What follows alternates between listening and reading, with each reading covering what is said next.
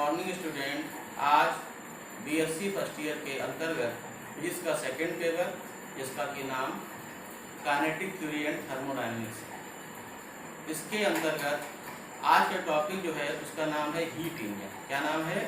ऊष्मा का इंजन। ठीक है। और ये जो आज सीरीज का 26 यानी 26वां वीडियो है। तो यहाँ पर बात करते हैं हीट इंजन है क्या? क्या है? ऊष्मा इंजन, यानी कि एक ऐसा इंजन जो ऊष्मा उत्पन्न करे। और यहाँ पर बात करते हैं कि इसको किस प्रकार से बनाया जाए। देखिए, बनाते समय क्या रखा गया, यहाँ पर 3 बातों का ध्यान रखा गया कि ये जो प्रक्रिया है इस प्रकार से पूरी हो कि चक्र पूरा होने के पश्चात सोर्स फिर उसी एनर्जी के साथ एक्टिवेट हो जाए। ठीक है। तो यहाँ पर देखिए, कोई भी ऐसी चक्रीय युक्ति जो ऊष्मा को यांत्रिक कार्य में सतत रूप से रूपांतरण करती है हीट इंजन कहलाती है। यानी एक ऐसी टेक्निक, साइक्लिक प्रोसेस है टेक्निक का, जो लगातार ऊष्मा को मैकेनिकल एनर्जी के रूप में, ये ऊष्मा के द्वारा क्या हो, मैकेनिकल वर्क, यांत्रिक कार्य क्या हुआ, मैकेनिकल वर्क, यांत्रिक कार्य सतत रूप से रूपांतरण करता है। यानी कि लगातार क्या हो, हीट जो है वो मैकेनिकल एनर्जी में परिवर्तित होती जाए और प्रक्रिया कैसी लगातार चलती रहे, उसमें किसी प्रकार का कोई गैप ना हो, कोई गैपिंग ना हो, तो वो कहलाएगा हीट इंजन कहलाता है। इसके 3 मुख्य भाग होते हैं। देखिए, जो हीट इंजन है इसमें 3 जो भाग हैं वो महत्वपूर्ण होते हैं। देखिए, हमने डायग्राम के द्वारा भी यहाँ पर बताया है। एक सोर्स है, एक सिंक है, और बीच में क्या है, कार्यकारी पदार्थ यानी W यानी वर्किंग सब्सटेंस। जो कार्य कर रहा है वो वर्किंग सब्सटेंस कहाँ पे, बीच में है। अब देखिए, यहाँ पे जो सोर्स है और जो सिंक है, सोर्स क्या है, एक गर्म वस्तु है। क्या है? एक गर्म वस्तु है। और सिंक क्या है, एक ठंडी वस्तु है। यहाँ पर होगा क्या, सोर्स से ऊष्मा ली जाएगी और उस ऊष्मा पर कार्यकारी पदार्थ वर्किंग सब्सटेंस कार्य करेगा। कार्य करने के पश्चात जो बची हुई ऊष्मा है वो सिंक को दी जाएगी। किसको दी जाएगी? बची हुई ऊष्मा सिंक को दी जाएगा। ये क्या है, पूरा एक प्रोसेस इसमें होगा। अब बात यहाँ पर आती है कि एक चक्र पूरा होने के पश्चात इसमें फिर वही ऊष्मा आ जाएगी जो पहले थी। यानी ऊष्मा का लॉस नहीं होगा, लगातार वो ऊष्मा उसी क्रम में यहाँ पर बनी रहेगी, ऊष्मा ली जाएगी, कार्य होगा, कार्य होने के पश्चात बची हुई ऊष्मा सिंक। ठीक है। तो यहाँ पर देखिए, इसके 3 मुख्य भाग होते हैं। मुख्य भाग, सोर्स ऑफ हीट यानी ऊष्मा स्रोत। ये क्या है, सोर्स ऑफ हीट है। इसमें कि यानी ऊष्मा का स्रोत, जहाँ पे ऊष्मा सारी की सारी कैसी है, स्टोर्ड है, इकट्ठी की गई है। ठीक है। यहाँ पर देखिए, करता क्या है, उच्च ताप T1 पर एक ऐसी वस्तु जो बिना ताप बदले ऊष्मा प्रदान करती है। ये एक ऐसी वस्तु है जिसका टेम्परेचर T1 है और यहाँ पर टेम्परेचर में कोई परिवर्तन नहीं होगा। चाहे ऊष्मा यहाँ से ली जाए तब भी इसका टेम्परेचर वही बना रहेगा। बार बार प्रक्रिया होगी लेकिन इसकी ऊष्मा में परिवर्तन नहीं होगा। वो कहलाएगा सोर्स ऑफ हीट, यानी ऊष्मा स्रोत कहलाता है। ठीक है। ऊष्मा ली जाएगी, इसकी ऊष्मा में कोई परिवर्तन नहीं हो, बार बार चक्र चलेगा और ऊष्मा वही बनी रहेगी। ठीक है। तो ये क्या करेगा, सोर्स से ऊष्मा ली जाएगी, वो कहलाएगा सोर्स ऑफ हीट। इसके बाद आती वर्किंग सब्सटेंस यानी कि कार्यकारी पदार्थ। कार्यकारी पदार्थ यहाँ पर बीच में मौजूद है। ये क्या करता है, सोर्स से ऊष्मा लेता है, सोर्स से ऊष्मा लेता है तथा इस ऊष्मा के कुछ भाग को उपयोगी कार्य में बदल देता है। यहाँ पर क्या हुआ, जो ऊष्मा ली जा रही है इसके कुछ भाग को कार्य में ट्रांसफर कर देता है तथा शेष भाग को सिंक को दे देता है। तो जो ऊष्मा ली जा रही है वो कार्य में और बची ऊष्मा सिंक को दे दी जाएगी। ऐसा नहीं संभव है कि ली गई ऊष्मा पूरी की पूरी ऊष्मा कार्य में परिवर्तित हो जाए, क्योंकि अगर ऐसा हो जाएगा उस समय ये इंजन हो जाएगा आइडियल इंजन। और आइडियल इंजन क्या, एकमात्र परिकल्पना है, कोई भी इंजन आइडियल नहीं होता। सोर्स से ली गई ऊष्मा सिंक को अवश्य जाएगी। कहने का तात्पर्य ये है कि सिंक का होना अति आवश्यक। और आइडियल इंजन बन नहीं सकता है। तथा इस प्रक्रिया को चक्र कहते हैं। देखिए यहाँ पर एक चक्र क्या होता है, सोर्स से ऊष्मा ली गई, कार्यकारी पदार्थ कार्य किया गया और कार्य करने के पश्चात बची हुई ऊष्मा सिंक को दे दी गई, यानी क्या हो गया, एक चक्र पूरा हो गया। फिर दूसरा चक्र हमारा यहाँ से स्टार्ट होगा, ठीक है, ये एक चक्र कहलाता है और ये प्रक्रिया बार बार होगी, क्योंकि ऐसा इंजन है जो लगातार चलेगा। ऐसा धैर्य एक बार हो जाए, इसको बार बार चलाना है, इस प्रकार का इंजन हमारा है। इसके बाद तीसरा जो है सिंक, इसको कहते हैं कि सिंक जो है, देखिए इसके पास बची हुई ऊष्मा आती है। बची हुई ऊष्मा है, यदि सोर्स क्या है, गर्म वस्तु है, सिंक क्या है, ठंडी वस्तु है। इसके अलावा देखिए सोर्स का टेम्परेचर हमेशा सिंक के टेम्परेचर से ज्यादा होगा। सिंक ठंडी वस्तु है, ठंडी वस्तु का टेम्परेचर कम होता है, इसलिए यहाँ पर टेम्परेचर कम रहेगा, यहाँ पर टेम्परेचर ज्यादा रहेगा।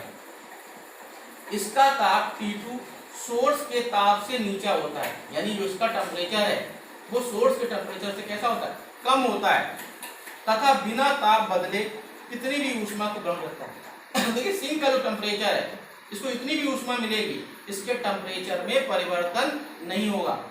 अगर हम जनरल बात करें, अगर इसका टेम्परेचर जो है 100 डिग्री सेंटीग्रेड है, इसका टेम्परेचर 10 डिग्री सेंटीग्रेड है, इससे ऊष्मा ली जा रही है, इसके 100 डिग्री सेंटीग्रेड में कोई परिवर्तन नहीं होगा। और सिंक के टेम्परेचर जो 10 डिग्री सेंटीग्रेड है, उसमें भी कोई परिवर्तन नहीं होगा, चाहे जितनी ऊष्मा बची ऊष्मा इसके पास आती रहे, क्योंकि बार बार ऊष्मा आएगी। ऐसा नहीं है कि इसका मान और इसका मान चेंज है, दोनों का मान, अगर हम मानते हैं कि इसका मान 100 डिग्री सेंटीग्रेड 100 डिग्री सेंटीग्रेड ही बना रहेगा, इसका 10 है तो 10 डिग्री सेंटीग्रेड बना रहेगा प्रत्येक चक्र के दौरान।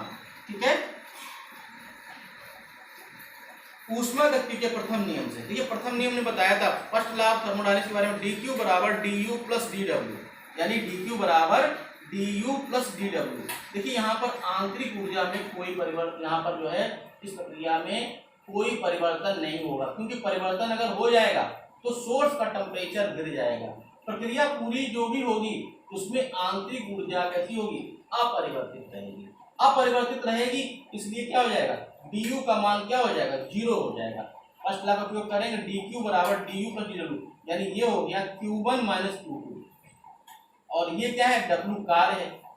यहाँ पर कार्य क्या होगा, जो ऊष्मा ली जा रही है उस ऊष्मा, वो ऊष्मा Q1 है, सिंक को ऊष्मा Q2 दी जा रही, जो दोनों का अंतर आएगा वही कार्य होगा, यानी कि सोर्स और सिंक की ऊष्मा का अंतर जो है वो कहलाएगा कार्य।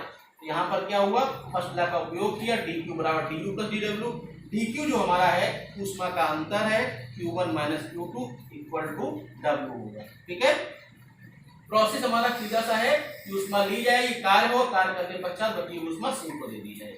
प्रत्येक इंजन में सिंक का होना आवश्यक है। हीट इंजन की बात कर रहे हैं, आगे हम और इंजन भी बताएंगे, तो वहां पे बताएंगे कि सिंक का होना बहुत जरूरी है। अगर सिंक नहीं होगा कि कोई भी इंजन जो है वो किसी भी अवस्था में, किसी भी कंडीशन में आइडियल नहीं हो सकता है। ठीक है, तो यहाँ पर है Q1 minus Q2 equal to W। किसी कार्यकारी पदार्थ द्वारा एक चक्र में किए गए उपयोगी यांत्रिक कार्य।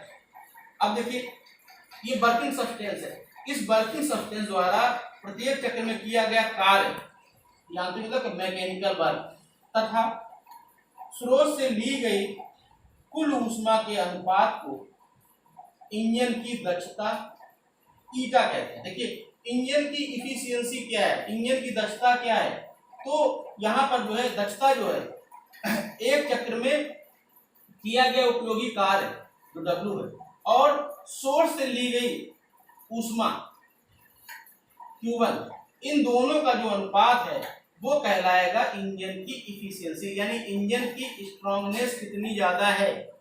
और इसको जो है एक सिंबल है ईटा, इस ईटा के द्वारा व्यक्त किया जाता है, यानी ईटा बराबर W अपॉन Q1, और W का मान हमने पहले निकाला है Q1 minus Q2 upon Q1। अगर हम Q1 माइनस Q2 को अलग अलग करें तो Q1 अपॉन Q1 1 हो जाएगा, माइनस यानी 1 माइनस Q2 अपॉन Q1, यानी ईटा बराबर 1 माइनस Q2 अपॉन Q1। ये हमारा क्या हुआ, इफिशियंसी निकालने का फार्मूला, इंजन की दक्षता निकालने का सूत्र है। इस सूत्र में देखते हैं, अगर हम Q2 का मान जो सिंक की ऊष्मा है अगर हम इसको 0 कर दें तो 1 माइनस 0 अपॉन Q1 यानी ये 0 हो जाएगा, यानी कि ईटा का मान क्या हो जाएगा 1 हो जाएगा। 1 का मतलब क्या है, इसकी इफिशियंसी 100% हो जाएगी और 100% हो जाएगी उस समय ये आइडियल इंजन हो जाएगा, यानी जब हीट इंजन आइडियल इंजन के रूप में कार्य करेगा उस समय इसकी इफिशियंसी 100% हो जाएगी। और कोई भी इंजन ऐसा बना ही नहीं है जिसकी इफिशियंसी 100% हो जाए, ऐसा होना असंभव है, इसलिए सिंक का होना आवश्यक है। इस हीट इंजन में दिक्कत ये आई कि कैसे इस सोर्स और सिंक का जो टेम्परेचर है मेंटेन कैसे रहेगा, बार बार ऊष्मा ली जा रही, यहाँ पर कोई माध्यम नहीं बताया गया जिससे कि इसको ऊष्मा मिलती रहे और कोई बाहरी सोर्स भी नहीं लगाया गया, कोई बाहरी सोर्स भी नहीं लगाया गया।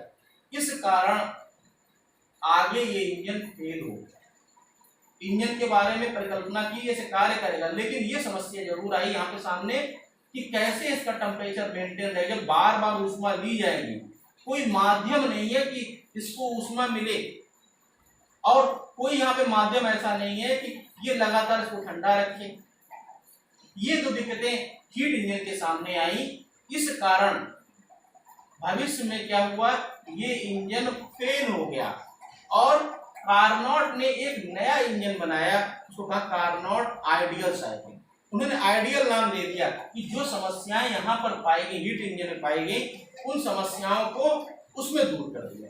ठीक है, तो आज की वीडियो में हमने बताया हीट इंजन कैसे कार्य करता है और कौन कौन से इसके मुख्य भाग होते हैं। 3 भागों के बारे में बताया, सोर्स होता है, वर्किंग सब्सटेंस होता है, सिंक होता है, और इन तीनों का उपयोग करके हीट इंजन की दक्षता निकाल सकते हैं। इसका भी formula 1 minus Q2 upon Q1 है। ये फार्मूला जो है न्यूमेरिकल में बहुत से क्वेश्चन आते हैं कि इंजन दक्षता बढ़ रही है, दक्षता घट रही है, उसमें इसका उपयोग बार बार करते हैं। आज के वीडियो में बस इतना ही, आगे फिर अगले वीडियो में कंटिन्यू करते हैं। धन्यवाद।